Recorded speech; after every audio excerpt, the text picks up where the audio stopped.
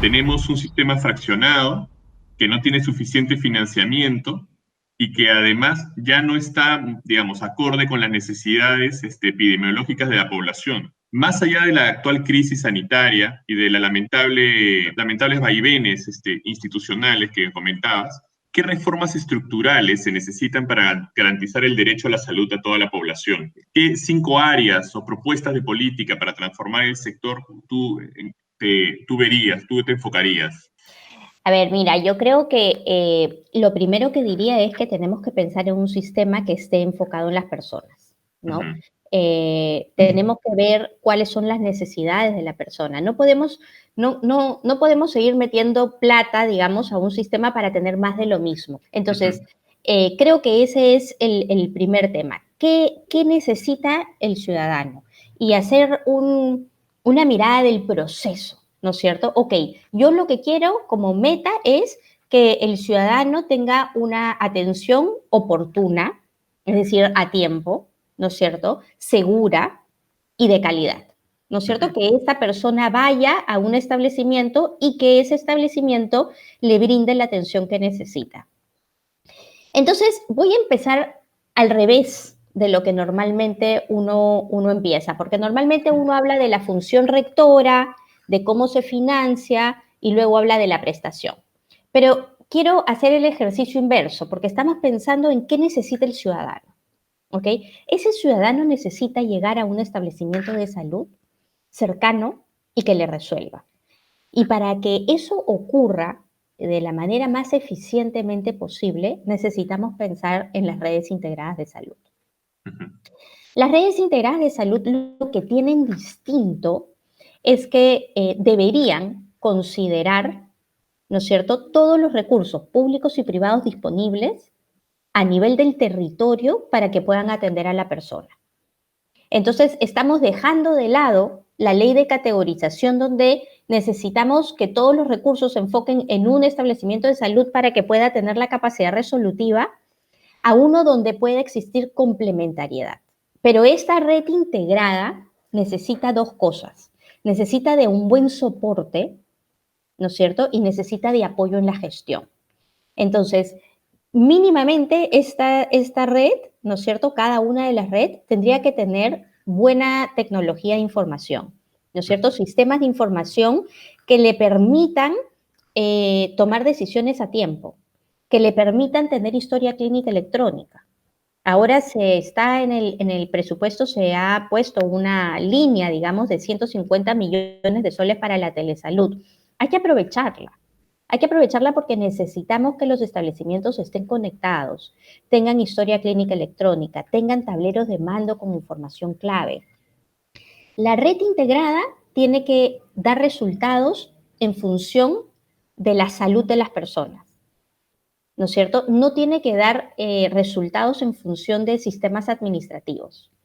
Esta red tiene que decir, ok, yo voy a mantener a mis pacientes diabéticos controlados, a Ujú. los que tienen hipertensión controlada, a los niños completamente vacunados. ¿Me entiendes? Entonces, en conjunto, la red lo que tiene que hacer es velar porque la población esté lo más sana posible y cuando no esté sana, reciba la atención. Claro. Entonces, necesita de información y necesita migrar a una mirada de nivel de servicio, ¿no? Yo no necesito que los medicamentos estén en el almacén. Yo no necesito que los medicamentos ni siquiera estén en la farmacia. Yo necesito que los reciba el paciente cuando el médico se los receta. Ujú. Y eso pasa por un cambio cultural. Nosotros estamos siempre enfocados en la función y no estamos enfocados en que el paciente tiene que recibir lo que le corresponde por la atención que, digamos, en la atención que ha recibido. ¿No es cierto? Entonces, para darte un ejemplo en el tema de medicamentos, tenemos 6 sistemas de información, ¿no es cierto? Que muchos no son interoperables entre sí, Sí. y que no tienen procesos y reprocesos y o sea, en ningún momento piensan en el paciente. Piensan en el proceso, piensan en cómo hacerle seguimiento hasta cierto punto a los recursos físicos, ¿no es cierto? Pero no ve si el paciente lo recibe o no. Al final terminamos con un sistema de información tan poco estructurado, con una mirada tan funcional que ni le podemos hacer seguimiento a los recursos, ni le podemos hacer seguimiento a si el paciente lo recibe. Entonces creo que esa sería mi primera mirada, ¿no es cierto? Una transformación en la prestación que se enfoque en redes. Tenemos la ley, tenemos el reglamento que acaba de salir y tenemos un préstamo del BID y del Banco Mundial por 300 millones de dólares, de soles, que debería de servir para poder hacer pilotos de que funciona, ¿no? Pero ahí está el préstamo, está estancado, no se avanza, entonces esta falta de continuidad en la política que hablábamos inicialmente. Subimos al financiamiento, ¿ok? ¿Qué necesitamos hacer en el financiamiento? Necesitamos que nuestro asegurador, nuestro gran asegurador público, que es en este caso el SIS, reciba la plata para financiar tu atención. Lo que sucede ahora es que tenemos una fragmentación no solamente a nivel de subsistemas de salud, ¿no es cierto?, del subsistema público, de salud, del privado, de las Fuerzas Armadas, sino que si tú le haces un zoom al financiamiento público, lo que vas a ver es básicamente un plato de espaguetis, ¿no es cierto? Tienes formas distintas de asignación a través de los PPRs, y son 13 en salud, a través de las acciones presupuestales que no terminan en productos, a través de las asignaciones centrales, ¿ok? Pero no solamente esas distintas asignaciones tienen métodos de ejecución y de rendición de cuentas distintos, sino que se da una nueva fragmentación alrededor de cada asignación. Y es que se divide la prestación entre lo que se conoce en salud como el costo fijo, que te financia infraestructura y recursos humanos, y el costo variable que te financia medicamentos e insumos médicos. Entonces tú ponte por un minuto en la cabeza del gestor local, ¿no es cierto?, que recibe financiamiento de PPs, son 13 PPs, dentro de cada PP parte viene por el MINSA o por los gobiernos regionales para financiar costo fijo, parte viene por el SIS para financiar el costo variable, parte viene por APNOP, nuevamente fijo y variable, ¿no es cierto?, y entonces termina siendo, digamos, un llenado de papeles y hasta incentivos para la microcorrupción, pero una microcorrupción que no significa necesariamente corrupción, significa no poder estar, digamos, no poder seguir, ¿no?, el pedido que te hace absurdamente un Estado que no está pensando en el ciudadano. Claro. Entonces, ese financiamiento se tiene que articular. Para mí, la forma de articularlo es el asegurador tiene que tener el costo total de la atención. Y eso le va a permitir poder utilizar mecanismos de pago, ¿no es cierto? Poder contratar con la red alineando incentivos, porque no es lo mismo que el financiador pague al establecimiento de salud por cada prestación que te ofrece, ¿no es cierto? Tú llegas con un esguince y te hacen 3 radiografías y finalmente te ponen yeso, o tú pagas un capitado para que el establecimiento de salud se encargue de mantenerte sano. Entonces, esos cambios de incentivos son muy importantes, ¿no? Pero la única manera en que pueda el asegurador utilizar mecanismos de compra, mecanismos de pago estratégicos, es si es que maneja la prima, digamos, el costo total por atendido, ¿no? Y por supuesto, subimos y necesitamos pues una institución rectora que haga su chamba 24 horas al día, 7 días a la semana, y no que esté distraído, como pasa hoy en día, con temas de prestación, ¿no? Y este tema de la prestación viene desde hace 30, 40 años. El MINSA ahorita tiene 2 roles. Es rector, es decir, se encarga de la conducción, de la supervisión, de la fiscalización, de la articulación del financiamiento, etcétera, pero también es prestador en Lima. Claro. Entonces, se distrae muchísimo, muchísimo, ¿no es cierto?, viendo toda la parte de operación de la prestación. Y eso para mí es una reforma clave. Hay que separar funciones. Solamente el MINSA debería estar enfocado en realmente hacer su función de rectoría, y tenemos que delegar, digamos, esa función de prestación a la institución que le corresponde en Lima Metropolitana. Pero este ente rector tiene que tener información y tiene que tener estabilidad, ¿no? No podemos, digamos, separar funciones y que nuevamente tengamos 8 ministros en un periodo gubernamental. Claro. Y que no tengamos información para la toma de decisiones, para la definición de políticas, para el diseño de las políticas y, ¿no es cierto?, para el seguimiento y la evaluación. Y solamente déjame comentarte que hay experiencias valiosas, no solamente internacionales, acá no tenemos que descubrir la pólvora, sino que eSalud tiene muy buenas experiencias que valen la pena mirar.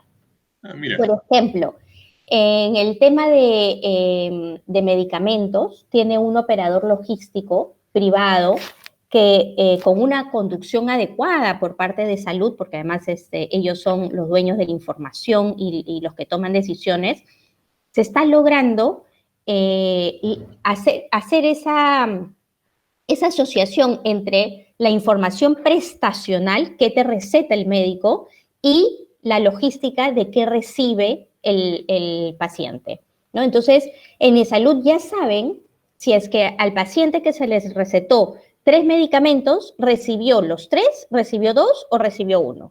Ya no nos quedamos en que está disponible el medicamento en el almacén o en algún lado, digamos, de las 15 farmacias en un establecimiento grande, ¿no? Te decían, no, pero sí está en la farmacia. Sí, pero ¿en qué farmacia? Y otro ejemplo interesantísimo de salud es el sistema de información. eSalud implementó la historia clínica electrónica, ¿no? Hizo un apagón un día determinado porque había mucha oposición. Tiene la historia clínica electrónica implementada y tiene una unidad de inteligencia y de análisis de datos. Wow. Entonces, la información llega y se analiza y se puede realmente hacer seguimiento a la productividad de los recursos humanos, a la productividad de las camas, ¿no? A dónde están los recursos disponibles. O sea, ya te permite realmente gestionar. Esos serían mis comentarios. Más allá, digamos, de la unificación que se habla, que todavía no queda claro cómo se está pensando esa unificación, la rectoría está por ley definida en el MINSA. O sea, ahí no hay nada que discutir, ¿no? Lo que se tiene que hacer es que el MINSA tenga los brazos ejecutores para que realmente cumpla esa función rectora, ¿no? Y el aseguramiento tampoco hay, digamos, mucho que discutir en el sentido de que sabemos que lo que se necesita es un financiador separado de la prestación que utilice, que recibe el costo total y que utilice mecanismos de pago, ¿no es cierto? Si ese fondo, ese asegurador tiene 2 cuentas para salud, una, y para el asegurador público, claro, los asegurados públicos otra, mientras se hace la transición, ningún problema. Yo creo que eso puede ser perfectamente viable mientras unificamos planes de beneficios que son distintos y mientras el gasto que tenemos por asegurado se vaya, digamos, homogenizando, ¿no es cierto? Porque ahorita lo que tú tienes es que eSalud gasta por asegurado bastante más de lo que gasta el subsector público, incluyendo el SIS. Y solamente para terminar en este proceso, digamos, de unificación, y la prestación tiene que quedar, digamos, articulada a través de las redes integradas, ¿no es cierto? Entonces, ese para mí es el gran cambio que tiene que haber. Vamos un poco al tema ya de cosas que están vinculados con la pandemia. ¿De qué manera los TICs permiten brindar un mejor servicio de salud a los ciudadanos? ¿Y qué implica poder implementar la salud digital?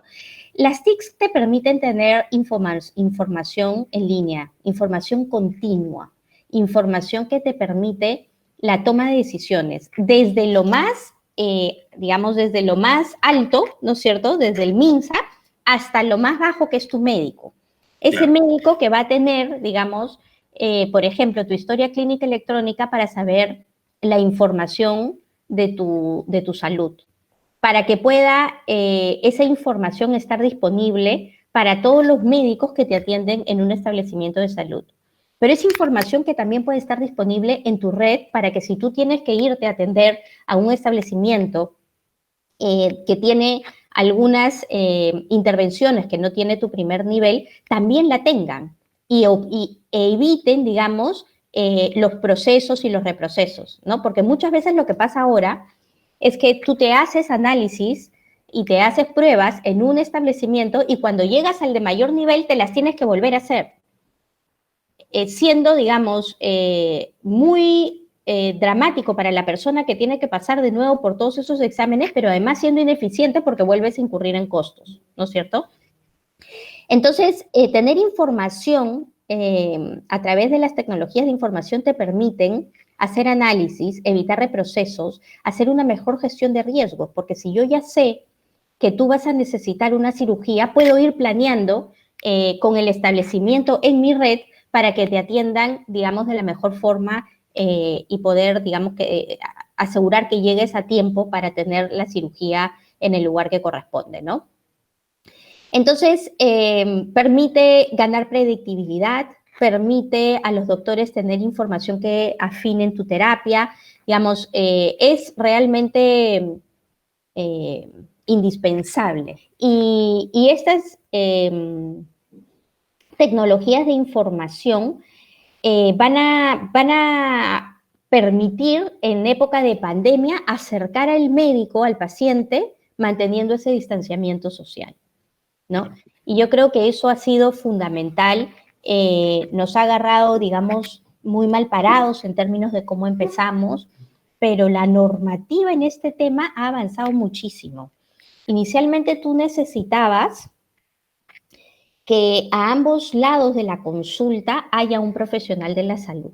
Es decir, si tú, Osvaldo, querías tener una teleconsulta con tu médico, tú necesitabas ir a un establecimiento de salud y tener ahí por lo menos a un técnico de salud, para que juntos llamen al médico que te iba a atender, ¿no? Ahora ya lo puedes hacer tú directamente con tu médico y eso es un avance gigantesco. La razón por la que era de la manera anterior era por la gran informalidad que hay en el país, ¿no es cierto? Y entonces el temor a que eso se pudiera malutilizar. Pero en realidad, pues, no tiene sentido, ¿no? La telesalud, el gran aporte que hace es justamente esa capacidad de atenderte desde tu casa, por supuesto que con la tecnología correspondiente y la supervisión correspondiente, pero para acercar, digamos, la consulta a tu médico, ¿no?